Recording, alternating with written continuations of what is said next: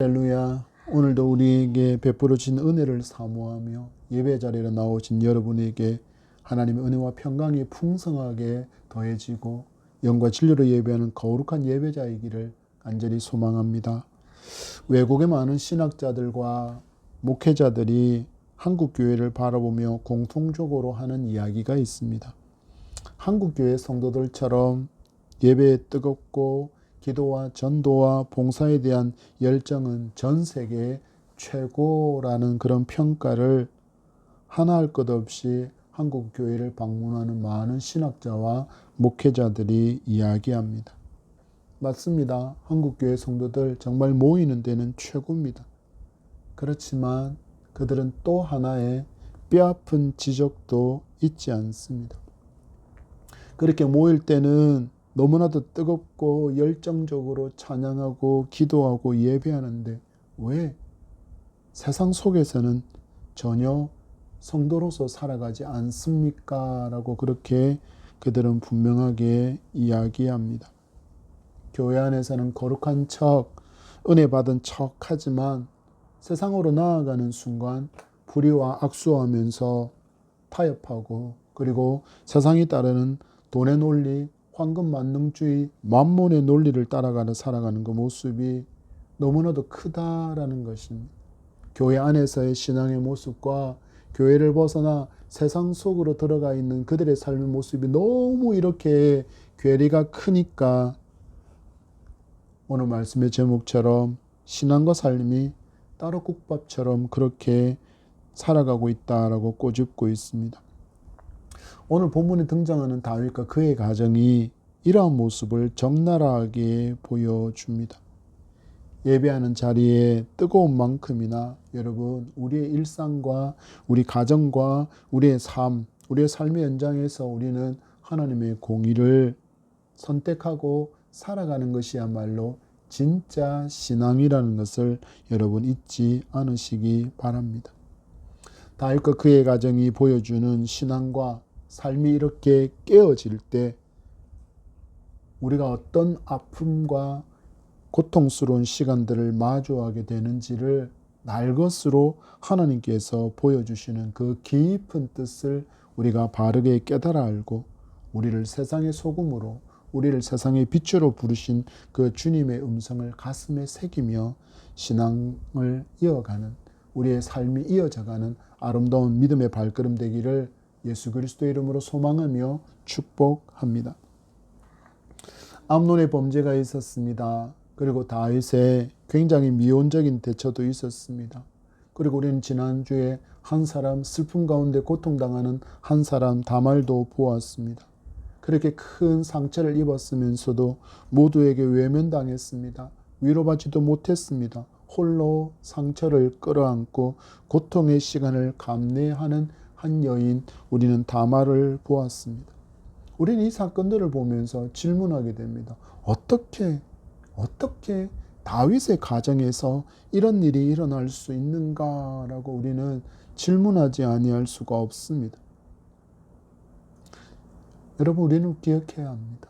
이 다윗과 그의 가정이 보여주는 것은 하나님께서 우리에게 주시는 분명한 경고와도 같기 때문입니다. 무슨 의미의 경고일까요? 너도 그럴 수 있다라는 것입니다. 너의 가정도 그럴 수 있다라고 우리에게 보여주시는 거울이라는 것을 우리가 알 수 있기를 바랍니다. 그래서 하나님은 마치 거울 치료하듯이 다윗과 그의 가정을 통해서 우리를 바르게 진단할 수 있는 은혜의 기회를 제공해 주신다는 것을 여러분 분명하게 믿음으로 붙들 수 있기를 소망합니다. 신앙이 연약해진 다윗, 그의 가정에 하나님의 정의와 공의를 올바르게 세우지 못한 결과로 인해서 어떤 일이 일어났습니까? 참담한 일이 계속 일어나고 있는데 오늘은 형제간의 잔혹한 살인의 사건이 일어나고 있는 모습을 보여줍니다. 그 후의 이야기를 통해서 하나님께서 오늘 우리에게 들려주시고자 하는 그 하나님의 음성을 분명히 듣게 되는 은혜가 풍성하고 또 풍성하게 되기를 간절히 소망합니다. 장자인 암논을 살해한 압살롬의 도망으로 오늘 말씀이 시작되어집니다. 우리 34절입니다. 이에 압살롬은 도망하니라. 파수하는 청년이 눈을 들어 보니 보아라 뒷산 언덕길로 여러 사람이 오는도다. 아멘. 우리가 첫 번째 강의 주제 교훈은 신앙이 무너지면 죄를 회개하지 않고 도망친다라는 것, 도망을 선택한다라는 교훈을 여러분 분명히 기억하셔야 합니다. 우린 처음 사람 아담의 이야기를 너무나도 잘 알고 있습니다. 하나님께서 선악을 알게 하는 나무 열매를 먹지 말라. 먹는 날에는 내가 정녕 죽으리라는 말씀을 가볍게 여긴 결과는 마귀에게 미혹당하여 열매를 먹어버리는 것이었고, 그 후 동산을 거니시는 하나님을 보고 아담은 어떻게 반응합니까? 나무 뒤에 숨어 버립니다. 여러분, 아담이 누구입니까? 거룩한 존재였습니다. 죄가 없는 거룩한 존재로 살고 있었습니다. 그런데 그가 죄를 범함으로 말미암아 죄를 알게 되었고, 그는 그 죄의 수치심으로 말미암아 하나님을 보는 순간 숨어버리고, 하나님의 음성을 듣는 순간 나무 뒤로 숨어버립니다. 여러분, 이 땅에 있는 사람들 중에, 살았던 사람 중에, 그리고 살아갈 사람 중에 여러분 아담만큼 하나님을 잘 아는 존재는 없었습니다. 그렇지만 그가 죄가 있는 존재가 되는 순간 그는 하나님 앞에서 숨는 존재가 될 뿐입니다. 나무 뒤에 숨으면 하나님에게서 도망할 수 있다라고 믿게 되는 참으로 어리석은 존재가 되어버린 것입니다. 다시 한번 여러분, 우리 아담을 한번 잘 생각해 보십시오. 우리는 바라볼 수 없는 하나님을 페이스 투 페이스, 하나님의 얼굴을 마주 보았던 유일한 존재입니다. 하나님과 대화할 수 있었던 유일한 존재입니다. 그 거룩하신 하나님 임재 앞에서도, 그 하나님 앞에서도 죽음을 전혀 근심하지 않고 걱정하지 않았던 존재, 유일한 존재가 누구라고요? 바로 아담이었습니다. 그런데 그가 이제 하나님을 피해서 도망을 다니고 있습니다. 우리에게 무엇을 보여주는 것입니까? 여러분, 죄를 가진 사람은 결코 하나님을 마주 대할 수 없습니다. 그 대표적인 인물이 우리가 지금 도망하고 있는 한 사람 누구입니까? 바로 압살롬입니다. 그는 2년 동안이나 암논의 얼굴을 보면서 아주 태연한 모습을 보였습니다. 그러나 속으로는 무엇을 하고 있었습니까? 복수의 칼날을 벼리고 있었습니다. 여러분, 한번 상상해 보시겠습니까? 이 압살롬의 2년의 삶이 과연 어땠을까요? 과연 어땠을까요? 여러분, 우리 속담에 이런 속담이 있습니다. 맞은 놈은 발 뻗고 자도 때린 놈은 뒤척인다. 여러분, 왜 뒤척일까요? 왜 뒤척일까요? 복수당할까 두렵기 때문입니다. 내게 맞은 그 사람이 경찰에 신고해서 경찰이 들이닥칠까 하는 그 두려움과 염려과 근심으로 말미암아서 잠 못 들고 뒤척이게 되는 것입니다. 여러분, 그런데 이게 무슨 뜻인 줄 아십니까? 그래도 양심이 살아있다는 이야기입니다. 아직까지 자기 잘못에 대해서 인식하고 있는 양심이 살아있다는 뜻입니다. 여러분, 이런 마음으로 여러분 압살롬을 한번 보시기 바랍니다. 복수의 마음으로, 그 복수의 마음으로 누군가를 상하게 할 그 마음을 가진 사람의 마음은 양심이 화인 맞지 않은 이상 두근두근 경상도 사투리로 두근반 세근반 합니다. 그런데 그 양심이 화인을 맞아버리면 죄를 꾀하면서도 전혀 심장의 두근거림, 양심의 두근거림이 사라져 버리게 됩니다. 그런데 지금 어떤 사람이 그렇습니까? 바로 압살롬의 모습이 전혀 두근반 세근반 거리는 모습이 없습니다. 마치 심장에 양심에 화인 맞은 듯한 모습을 그가 보여줍니다. 2년 동안 뒤로는 칼을 날카롭게 벼리면서 복수의 칼날을 갈고 있으면서 앞으로는 암논 앞에서 온화한 모습, 연약한 모습을 보여주고 있습니다. 그러다가 어떤 일을 합니까? 기회를 보고 복수로 암논을 죽이고 말았습니다. 죄를 지은 것입니다.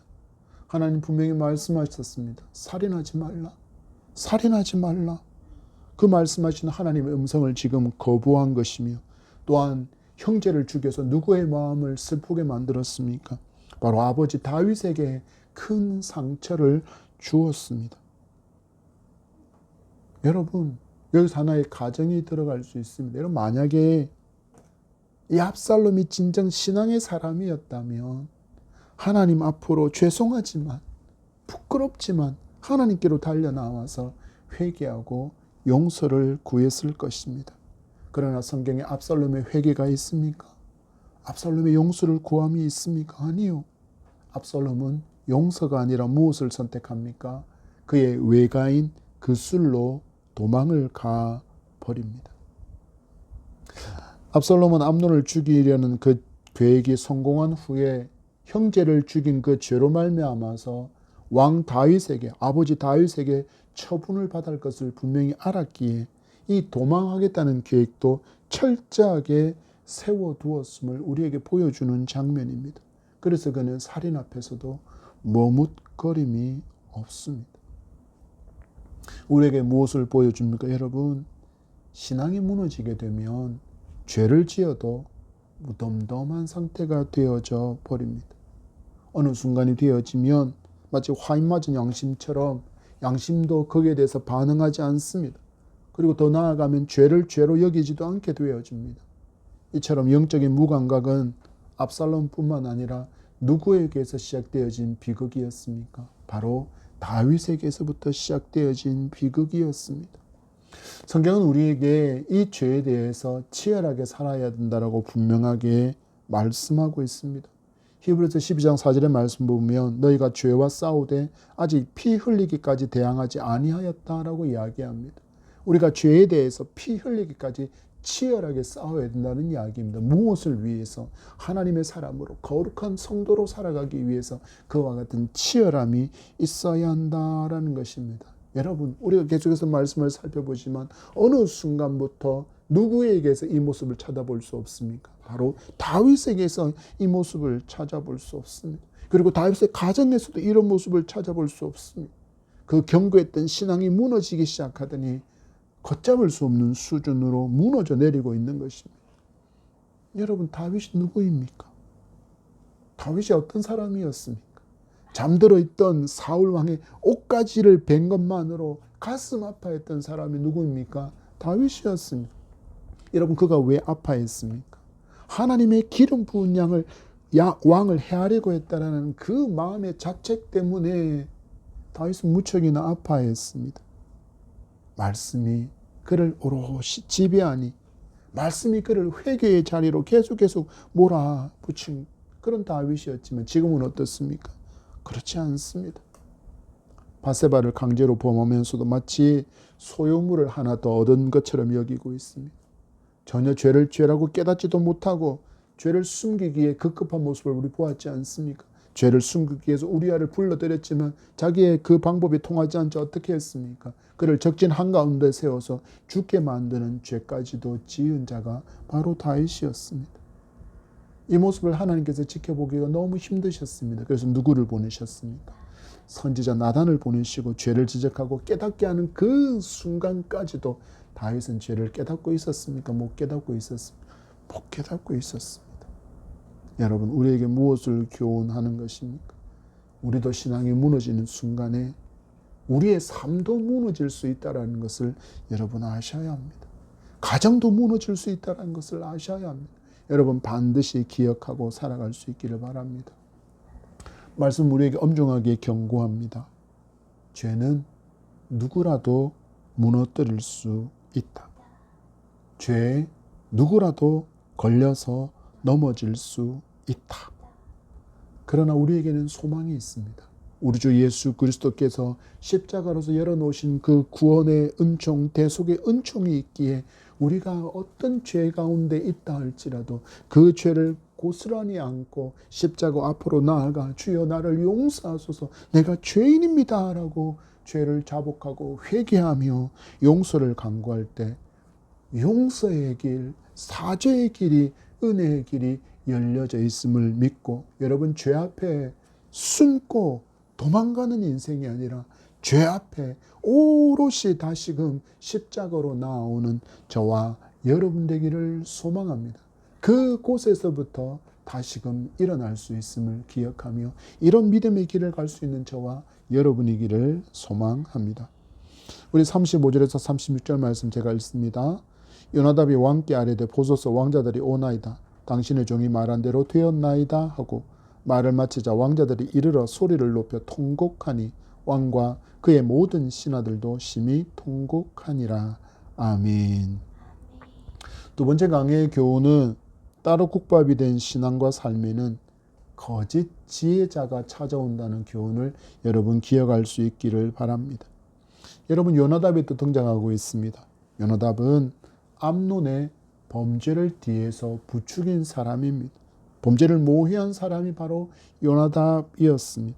그리고 암논의 그 범죄함으로 말미암아 복수의 칼을 벼리고 있는 압살롬이라는 그 마음을 분명히 알고 있었지만 그는 원망과 복수의 어떤 고리를 끊기 위한 노력도 없습니다. 무엇에만 집중한 인생을 살아갑니까? 다윗에게 자기가 필요한 존재라는 것을 드러내고 다윗에게 있어서 내가 무척이나 필요한 지혜자라는 것을 드러내기 위해서 노력하고 있을 뿐입니다. 여러분, 무엇에 대한 엄중한 경고일까요? 우리의 신앙과 삶이 따로 떨어져서 그렇게 지나가는 그 사이에 그 틈으로 우리에게도 요나답과 같은 기회자 그리고 미혹하는 목소리가 찾아올 수 있다라는 것을 기억하십시오. 아담을 범죄하고 아담을 미혹했던 마귀는 여전히 왕성하게 활동하며 삼킬 자를 두루 찾아다니고 있음을 성경이 엄중하게 경고하고 있음을 여러분 기억할 수 있기를 바랍니다. 그 틈으로 우리의 신앙과 우리의 삶에서 이것이 너무나도 큰 차이를 보이는 순간 그 틈으로 마귀가 들어와서 우리에게 엄청난 유혹을 쏟아냅니다. 하나님보다 우리가 마주한 문제를 훨씬 더 빠르고 훨씬 더 쉽게 해결할 길이 있는 것처럼 그는 달콤한 목소리로 우리를 미혹한다라는 것을 여러분 분명하게 기억할 수 있기를 바랍니다. 그 대표적인 예가 누구입니까? 바로 이스라엘 백성들입니다. 여러분, 이스라엘 백성들이 믿음을 실패한 가장 치명적인 이유는 다른 데 있지 않았습니다. 무엇이었을까요? 바로 창조주 하나님을 우상과 비교한 데 있음을 여러분 아셔야 합니다. 눈에 보이지 않는 하나님이었습니다. 그런데 그들 앞에는 너무나도 많은 눈에 보이는 우상들이 있었습니다. 그런데 문제가 있습니다. 우상을 섬기는 가나안의 그 화려한 문화와 그들이 갖고 있는 철기의 군사 장비를 보니 하나님을 섬기는 자기 백성들보다 훨씬 더 그들이 더 화려하고 더 강력한 존재처럼 여겨진 것입니다. 그래서 그들이 어떤 결론에 도달하게 되었을까요? 의심하기 시작합니다. 하나님보다 저 우상들, 저 가나안 족속들이 섬기는 저 신들이 훨씬 더 강력한 건 아닐까라고 의문을 품게 되어졌고 그들의 눈이 점점 보이는 우상들을 마치 하나님처럼 섬기게 되어지다가 어느 순간 그들이 하나님을 버려고 그리고 우상을 선택하는 죄악된 자리에 서게 된 것입니다.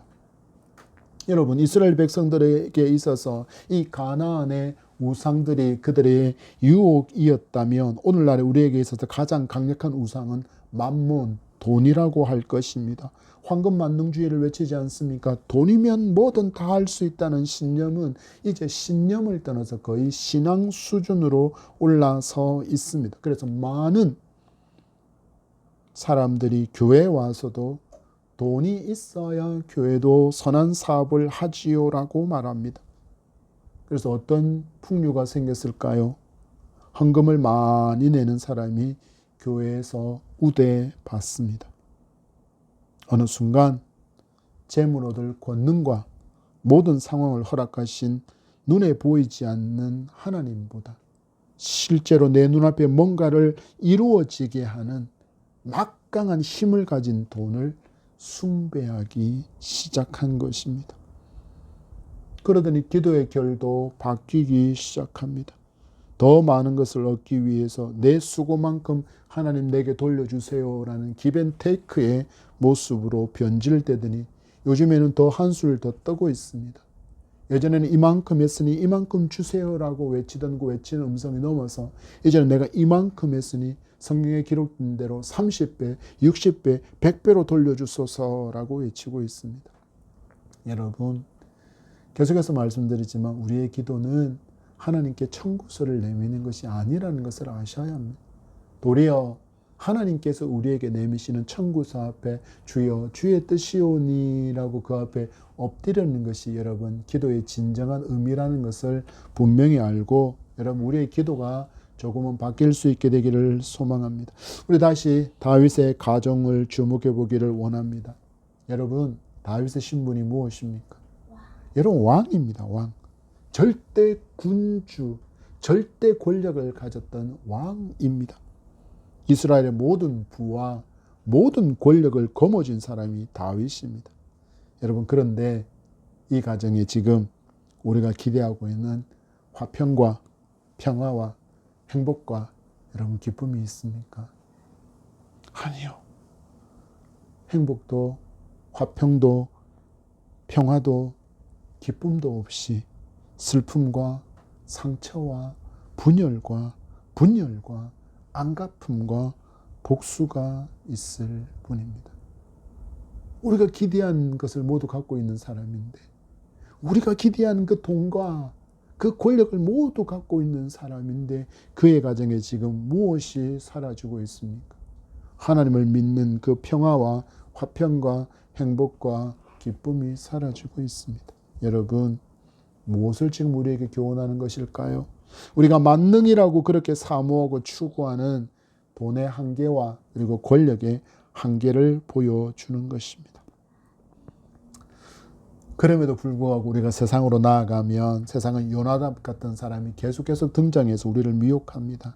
좀 더 나은 세상, 좀 더 행복한 세상, 좀 더 내가 주인이 된 세상이 여기에 있다. 이것을 따르면 이와 같은 사상을 추구하며 살아가면 그런 세상을 만날 수 있다. 그러니 나를 따르라. 나를 너의 지혜자로 삼으라고 세상의 많은 이들이 세상의 많은 것들이 성도를 유혹하고 미혹하고 자기들이 진리인 듯이 외치고 있는 시대입니다. 왜 요나답이 다윗에 가까이 와 있을까요? 다윗의 신앙이 무너져서 자기가 가까이 해야 될 누구를 지금 멀리하고 있습니까? 나단 선지자를 너무나도 멀리하고 있습니다. 하나님을 너무나도 멀리하고 있었다라는 이야기입니다. 그러자 거짓 지혜자인 거짓 위로자인 요나답이 그 자리를 대신해서 다윗 곁에 서 있을 뿐입니다. 여러분 요나답이 다윗 곁에 서 있음으로 해서 어떤 결과가 나타났습니까? 암논의 몰락이었습니다. 요나답의 계략을 따랐던 암논은 몰락하게 되었습니다. 그리고 다윗 가정에는 신앙의 심각한 훼손이 찾아왔고 슬픔과 고통의 시간이 찾아왔을 뿐입니다. 여러분 이렇게 우리의 신앙과 우리의 삶이 너무 동떨어지게 되어지면 우리는 이런 상황을 마주할 수밖에 없음을 성경이 거울로 우리에게 분명하게 보여주면서 우리에게 이렇게 살 것을 권면합니다. 너희들의 삶과 너희들의 신앙은 하나가 되어져야 한다. 그렇게 되어졌을 때 우리는 누구를 바라볼 수 있습니까? 하나님 마음에 합한 자라고 칭찬받는 삶을 살았던 그 다윗의 삶을 그가 하나님만을 나의 도움과 나의 능력으로 인정하고 고백하며 따라갔던 그 삶을 우리도 살아갈 수 있게 되는 것입니다. 여러분 다윗이 믿음에 견고하게 서 있을 때 그가 시편 23편으로 어떻게 고백하고 있습니까? 여호와는 나의 목자시니 내게 부족함이 없으리로다. 그러니 그렇게 찬양하며 하나님 앞에 순종하며 살았습니다. 그리고 그는 그때 하나님께서 함께 하시는 놀라움과 형통을 맛보았습니다. 그런데 그가 하나님을 잊자 가정에 아픔이 찾아옵니다. 여러분 비약이 아니지 않습니까?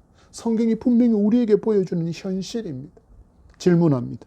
지금 여러분의 위로자이며 지금 여러분의 조력자이고 여러분의 슬픔을 함께 나눌 수 있다라고 찾아온 그 존재, 그 사람은 과연 누구입니까? 여러분 혹시 하나님이 아니라면 지금 잘라내시기 바랍니다. 여호와를 가까이 함이 내게 복이라 외쳤던 시편 기자의 고백과 같이, 다윗의 첫사랑의 고백과 같이 여호와는 나의 목자시니 내가 부족함이 없으리로다 하는 이 고백이 저와 여러분의 진실된 신앙의 고백이 되기를 축복합니다. 38절과 39절 제가 봉독합니다. 압살롬이 도망하여 그술로 가서 거기에 산지 3년이라. 다윗 왕의 마음이 압살롬을 향하여 간절하니 암논은 이미 죽었으므로 왕이 위로를 받았음이더라. 아멘.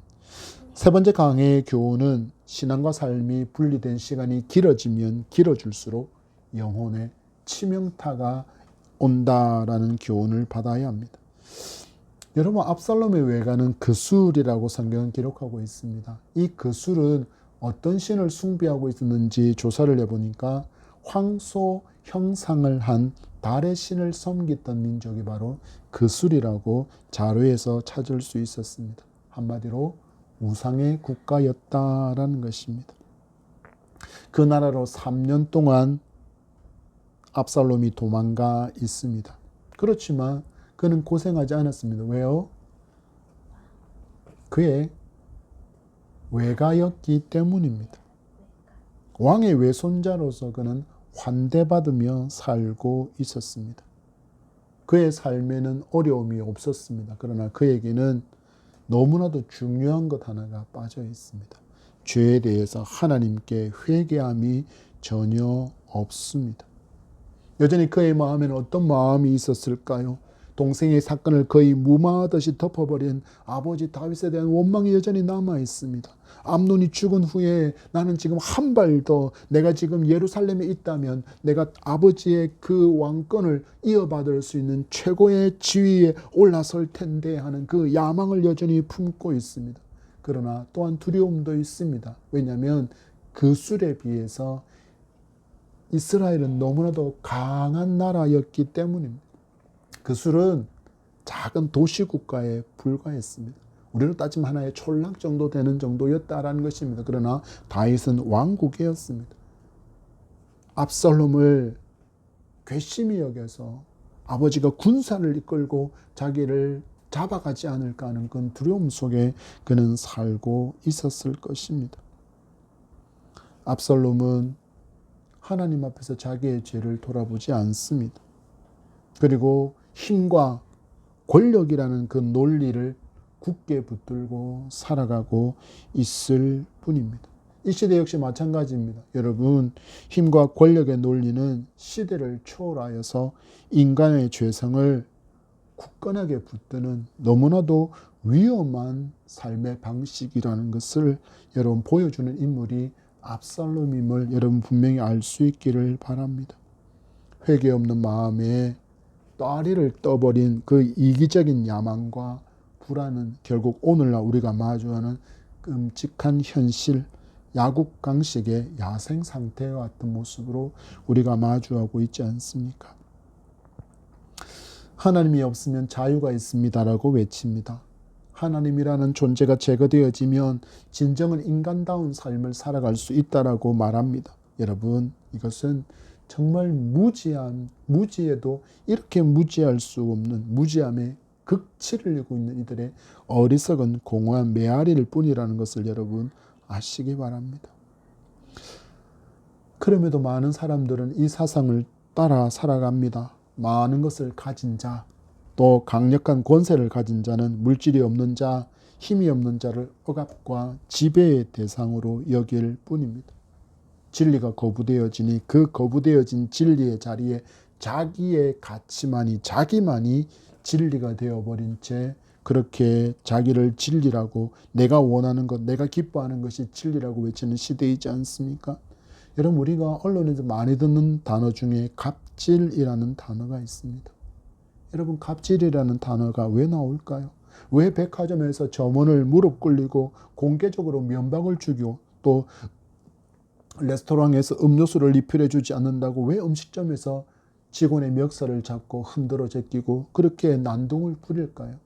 내 주머니에 있는 돈이 갑이라고 여기기 때문입니다. 너희들의 물건을 팔아주는 내가 갑이고 물건을 팔고 있는 너희들은 을이야라고 그렇게 자기들 스스로의 진리 하나를 만들어 두고 있기 때문입니다. 내가 가진 많은 돈이 내가 가진 권력의 크기가 갑이라고 여기기에 이런 일들이 서슴없이 자행되는 것입니다. 여러분, 근데 안타까운 게 뭔 줄 아십니까? 그 밥의 그 나물이라고 이런 모습을 보고 자란 많은 청소년들이 학교의 현장에서 이것을 그대로 따라하고 있다라는 것입니다. 부자, 권력가를 둔 부모의 자녀들, 그리고 강한 무력, 그리고 폭력을 하고 운동을 해서 무도를 배워서 그렇게 싸움을 잘하는 이들이 갑이 된 곳이 학교가 되어버렸습니다. 그래서 학교에서 폭력이 그치지를 않습니다. 약한 자를 가스라이팅하는 죄악된 모습도 멈추지 않습니다. 왜 이런 일이 일어날까요? 우리는 알고 있습니다. 여호와를 경외함이 그들에게 없기 때문입니다. 더 안타까운 것은 여러분, 교회 안에도 이런 일이 있습니다. 교회는 다니는데 여호와가 자기 하나님이 되지 못한 사람들은 세상의 가치를 그대로 교회 안으로 가져와서 자기가 가진 부와 자기가 가진 권력으로 교회 안에서 영향력을 드러내려고 합니다. 여러분, 기억하십시오. 이런 삶은 하나님의 심판을 부른다라는 것을 깨닫지 못하고 그 깨닫지 못하는 시간이 길어지면 길어질수록 결국 마주하게 될 것은 하나님의 정의로운 공의로운 심판밖에 없음을 여러분 아셔야 합니다. 하박국 선지자가 너무나도 답답해서 하나님께 이렇게 물었습니다. 하나님 왜? 하나님 왜 불의한 자가 더 큰 권세와 부를 가지고서 의인을 핍박하는데 왜 하나님은 가만히 계십니까? 라고 그렇게 하박국 선지자가 하나님께 따져 묻습니다. 그러자 하나님께서 하박국 선지자에 이렇게 말씀하십니다. 아니다. 내가 다 지켜보고 있다. 나는 저들에게도 회개할 시간을 준 것이다. 그러나 기억하거라. 나의 때가 되면 나는 정의와 공의로 그들을 심판할 것이다. 이 진리를 진실로 믿게 된 하박국 선지자는 나중에 노래합니다. 나는 여호와로 인하여 즐거워하며 여호와로 인하여 기뻐하리라. 여러분, 이 하박국과 달리 하나님의 심판의 경고를 믿지 않았던 사람들은, 믿지 않았던 나라들은 하나님의 심판으로 역사에서 사라져 버렸습니다. 여러분, 압살롬을 보십시오. 죄를 짓고 하나님에게서 멀어져 있지만 하나님은 그에게 무려 3년이라는 회개의 시간을 허락해 주셨습니다. 다윗이 그를 잡으러 가지 않았다라는 이야기입니다. 회개할 기회를 주셨습니다. 그러나 압살롬은 회개하며 하나님께 가까이 나아가는 시간으로 사용하지 않습니다. 2년 동안은 그의 형을 죽이기 위해서 칼을 벼리고 있었다면 이 3년의 시간 동안은 권력의 쟁취를 위해서 칼을 벼리는 시간으로 사용하고 있음을 우리는 나중에 말씀에서 다윗을 반역하여서 자기가 왕이 되려는 모습의 압살롬을 통해서 마주하게 됩니다. 하나님께서 회개의 기간으로 3년을 주셨지만 회개의 기회를 잃어버린 압살롬, 결국 하나님의 경고를 무시하다가 하나님의 엄중한 심판을 받게 됩니다. 여러분, 무엇이 복입니까? 하나님의 말씀이 내 귀에 들리는 것이 복입니다. 그 순간이 하나님께서 지금 내게 말씀하시고 나를 만지시는 시간이기 때문입니다. 내 인생의 잘못된 것을 깨닫게 하시고 내 삶의 방향을 하나님이 기뻐하시는 그 길로 인도해 가시는 순간이 말씀이 들리는 그 시간이기 때문입니다. 하나님의 그 섬세한 터치를 여러분 알 수 있는 영적인 민감함이 우리에게 회복될 수 있게 되기를 간절히 소망합니다. 여러분, 마지막 절에 보니까 암논이 죽었으므로 다윗이 위로를 받았다라는 말씀이 있습니다. 하나님께서 다윗에게 만각의 은혜를 베풀어 주셨습니다. 자기의 장자가 죽었다라는 그 슬픔이 점점점 옅어졌다라는 것이 바로 위로를 받았다라는 것으로 표현되고 있기 때문입니다. 그러나 문제가 있습니다.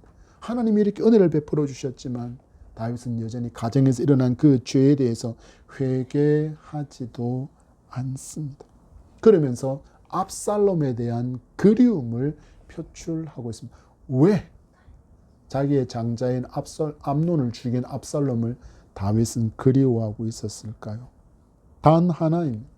아버지로서의 애탐도 있었겠지만 더 중요한 건 왕으로서 왕권을 이어받을 장자가 죽었고, 그리고 가장 유력했던 압살롬이 자기 곁에 없음으로 말미암아 이 정치적인 혼란이 찾아올 것을 위태한 왕권에 대한 염려로 살고 있는 것이 지금 다윗이라는 것을 보여주는 장면이 바로 암논이 죽었으므로 위로를 받았다는 말씀 구절 속에 있는 의미입니다. 놀랍지 않습니까? 여러분, 위대한 신앙의 사람이라고 불리는 다윗이 이렇게까지나 연약해질 수 있습니다. 여러분, 삶과 신앙이 분리되는 순간 신앙만 무너진다라고 여러분 착각하지 마시기 바랍니다. 그 순간 나도 무너지고 우리의 가정도 무너질 수 있다는 것을, 교회가 무너질 수 있다는 것을, 사회가 무너질 수 있다는 것을 분명히 보여주는 거울이 다윗과 다윗의 가정입니다. 질문합니다. 여러분의 영혼은 안녕하십니까?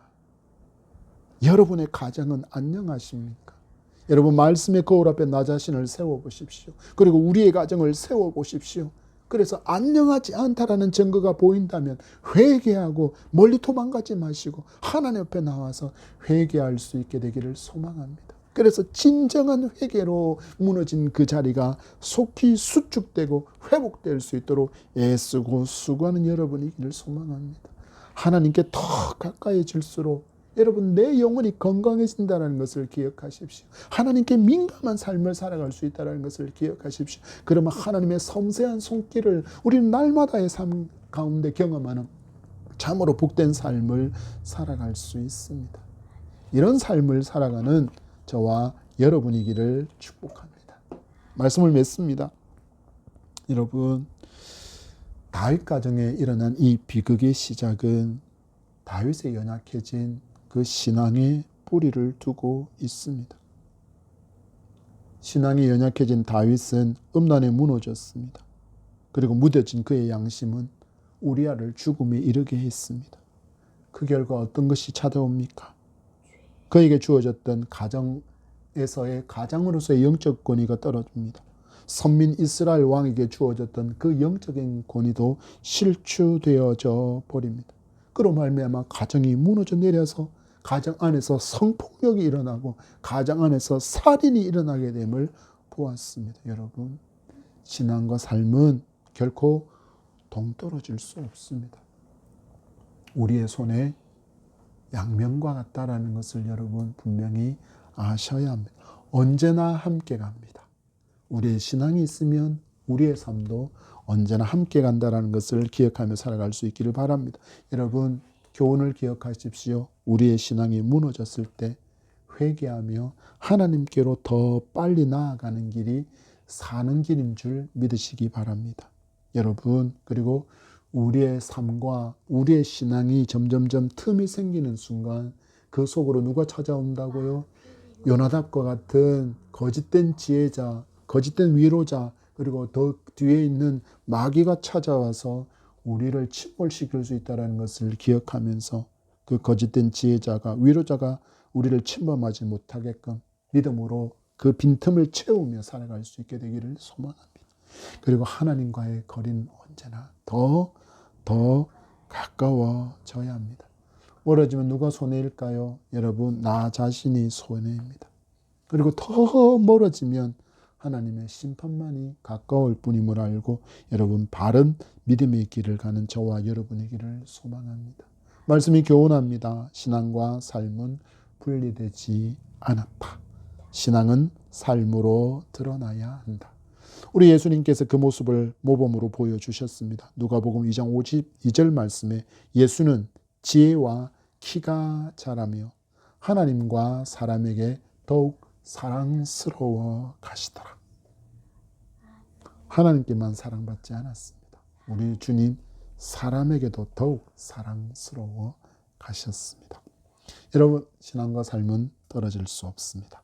하나님과 사람에게 모두 사랑받는 믿음의 사람으로 살아가는 저와 여러분 되기를 축복합니다.